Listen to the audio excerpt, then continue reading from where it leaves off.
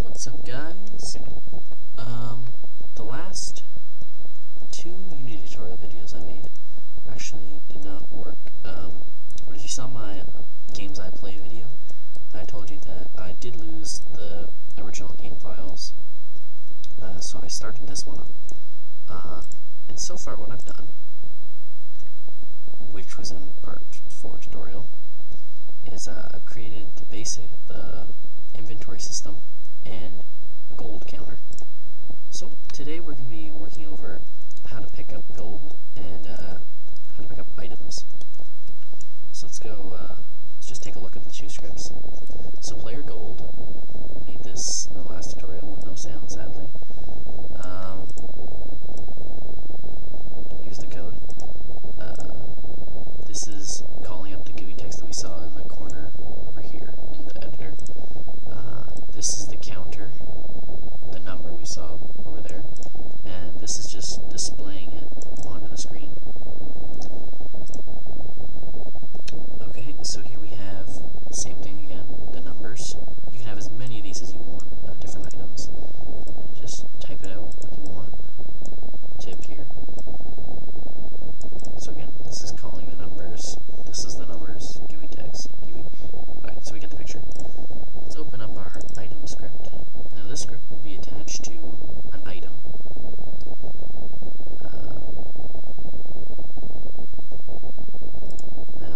In part 3, which you didn't get to see, I used the function on mouse up script aspect, but instead I'm going to do something a little different.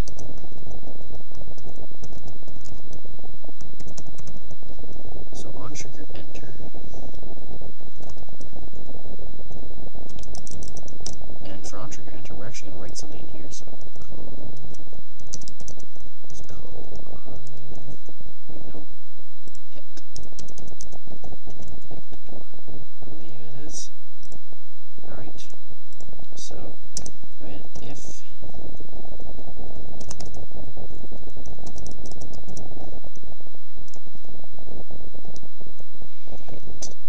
dot game object. Now this is a weird one. Usually that will mean the game object itself, because this is a weird one, I guess. I don't know how to explain it any better. Game object dot tag equals I believe player. Then the section is called upon. Oh dear, what's happening over there? I don't know. But so for now we'll just print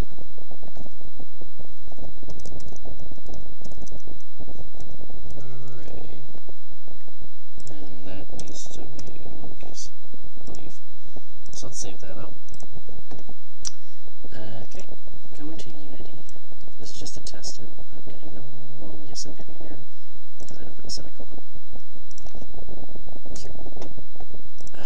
Save. That should be it, and then we should be okay. Yep.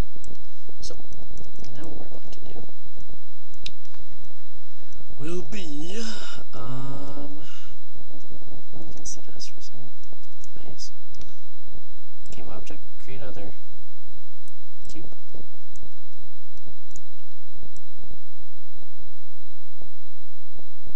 So this will need to be a trigger.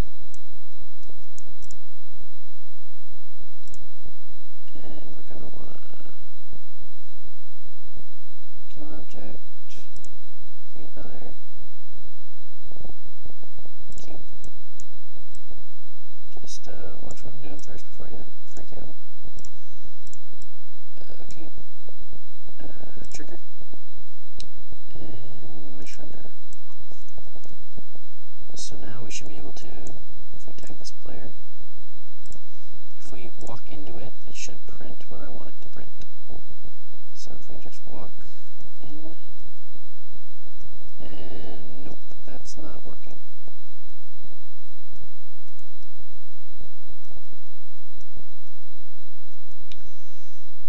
Okay, give me a minute to figure out what I did wrong. Alright, I believe I did solve the problem, so we're going to tag this as a add tag first. Use layer 8.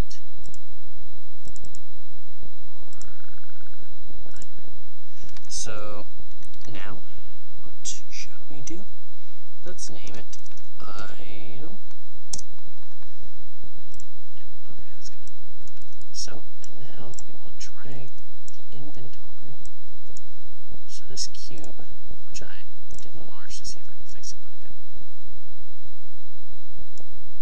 So let's actually shrink it a little bit. Drag it. Okay. Alright, that looks good. Keep it attached. And we shall give this the inventory. Let's cut it. Actually, I don't even need to do that. Let's get rid of this cube. Make this the item. Make this the trigger. And now this should work.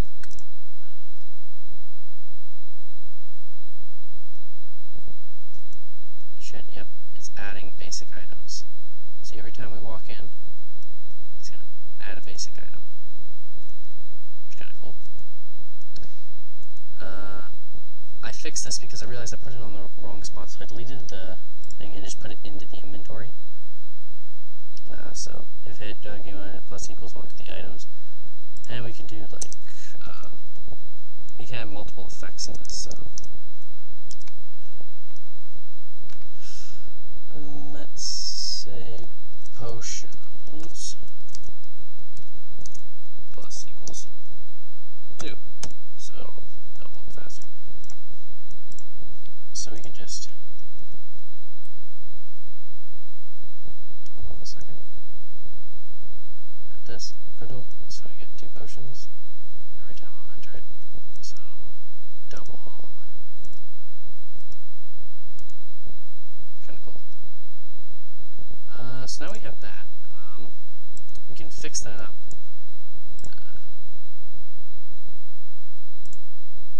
In a moment. But let's actually make a new function, our own custom function. So function item.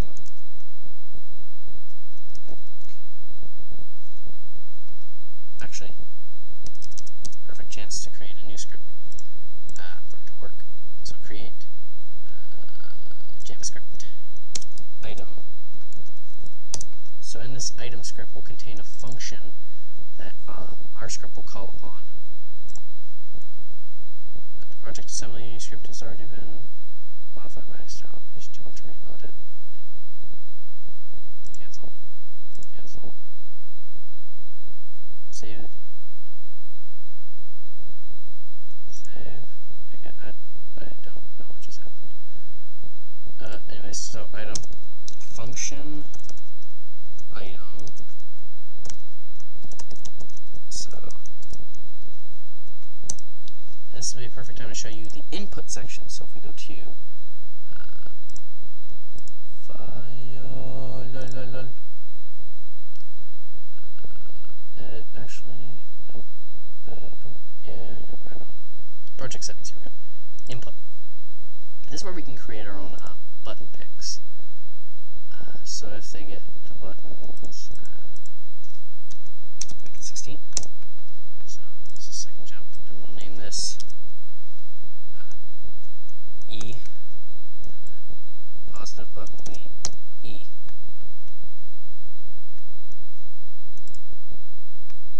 So that should work. Because I like doing it this way. You can do it other ways, but so function item. If input, so if input dot get button down is equivalent to E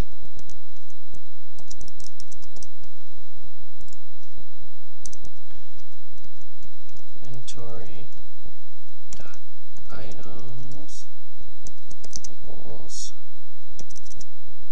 plus equals 1,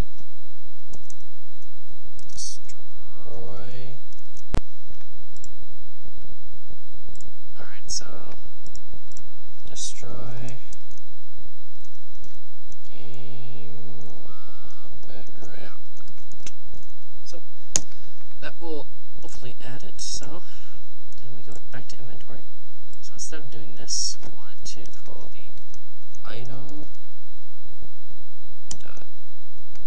Actually, we'll call this one pickup because I don't want the same. So pick up file. Save. And item dot pick up script. Save. So this should work theoretically. Let's hit play.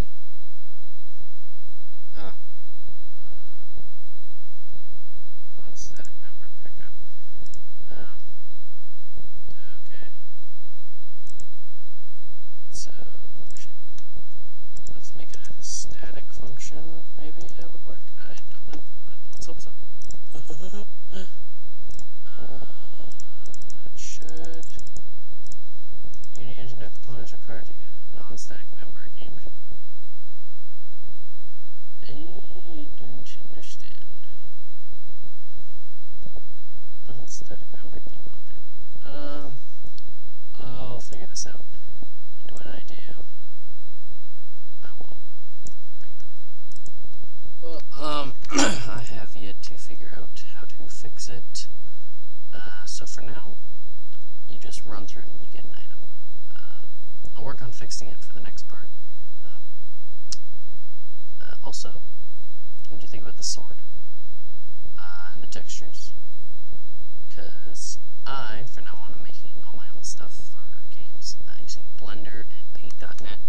I know they're really free things, and I know it doesn't look the greatest, but it feels more of my own game. So I can run through and just pick up random crap. So hopefully in the next tutorial, I'll be able to show you how to delete the item once you walk through it. Only get it once. But for now, you do the same thing for gold. You walk through gold, you pick it up.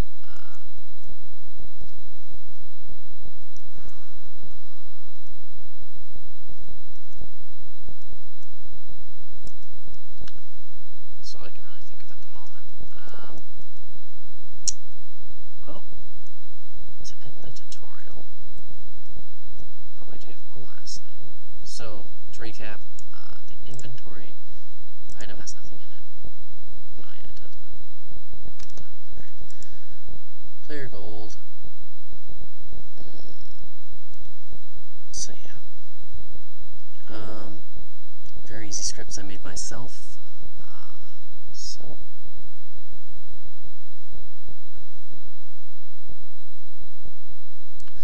Anyways, mumbling to myself. Okay, I'll see you next time. Bye-bye.